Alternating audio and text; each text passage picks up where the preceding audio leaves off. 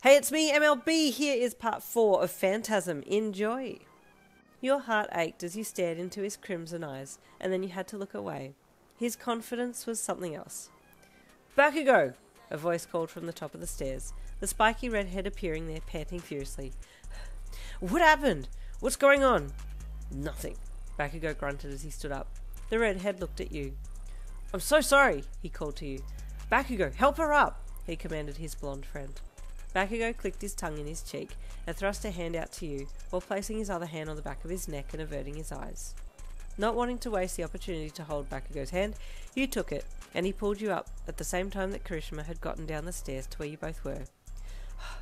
Are you okay? Kirishima asked you as you let go of Bakugou's hand. You nodded with your eyes averted, and he tried to move his head into your line of sight, but Bakugou stopped him. Don't, dumbass, Bakugou grunted. She's gone overboard with her quirk or something. She doesn't like looking directly in your face or whatever, he grunted. You were surprised. Sure, that wasn't the reason, but he at least noticed that about you, and you felt a little bit of relief wash over you. I'm okay, really, I am, you said, rubbing your shirt between your fingers. If you're sure, Kirishima asked, still not believing you 100%. You nodded. I should go back to my class and help, you explained, stepping to the side to go around the two boys. Oi, Bakugou grunted. If you're not a chicken, come to our show. We'll show you what a real festival's supposed to be like. Bakugou! Kirishima chided swiftly, annoyed that Bakugou was being so aggressive, even after he had just said that you'd gone overboard with your quirk. Then he addressed you. I'm so sorry. He doesn't mean to sound so harsh. It's okay. I'll come. Thank you for the invitation, you said, looking up at both of them and making direct eye contact then. Kirishima smiled his toothy smile, and Bakugou smirked. Don't be late. Damn illusion girl, Bakugou said as he spun away, calling over his shoulder as he left, walking off down the hall. Why did you call her illusion girl? Kirishima asked after he gave you one last bow of apology and then ran to catch up to Bakugou.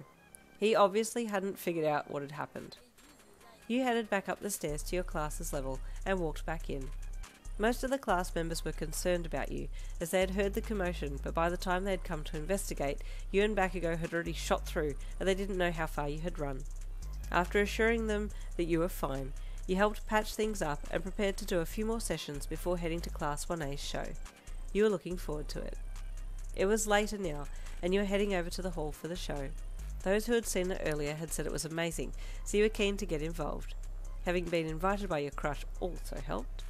You entered the hall and stood off to the side, making your way down to the front but keeping to the sidelines. It was packed in there. There were so many people and you started to feel a little claustrophobic, but then the light shut off and one of the female classmates of Bakugou called out a greeting into the mic and the music started instantly. You loved music. You loved how it made you feel, and it wasn't long before you were fully immersed in the song and letting your body move how it wanted to. Sometimes your moves weren't really the conventional type of movements you'd seen in dance, but you were into your own little world now, and under the cover of darkness you couldn't be seen nor picked out amongst the other moving bodies, so you let your guard down. Or so you thought you couldn't be seen. But the drummer had a keen eye, and he had spotted you the minute you'd come in. He knew his drum line well, so could take time to watch you move, and he liked your carefreeness. Your quirk had also caught him out for a second before he realised what was going on, so he felt like you currently had the upper hand on him. He didn't like that, but at the same time, he did. He didn't respect many people, but you had captured his interest. His crimson eyes locked onto you as he played, and before he knew it, the song was over.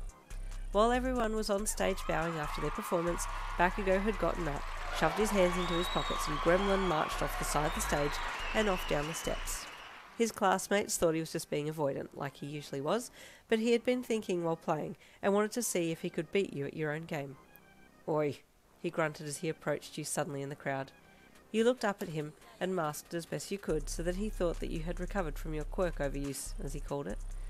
You think you're good with your quirk, but you're scared of haunted houses though, he challenged. I'm actually okay with them, you replied with a smile, scripting your lines. Come with me to a real one then, he challenged. There's one in town that's supposed to be super scary, but as if I'd ever get scared there. Oh, yes, okay, an invite, you said with another smile, doing your best to hold eye contact, but then finding that you were stressing that you could be holding it for too long. Don't push yourself, he suddenly snapped when he saw you still acting a little uncomfortable.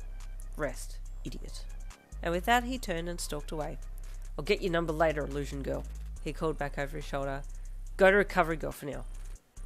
I'm not really sure about that interaction, but I think it went okay, you thought to yourself as you turned and made your way back out of the hall to your classroom to help with the afternoon setup.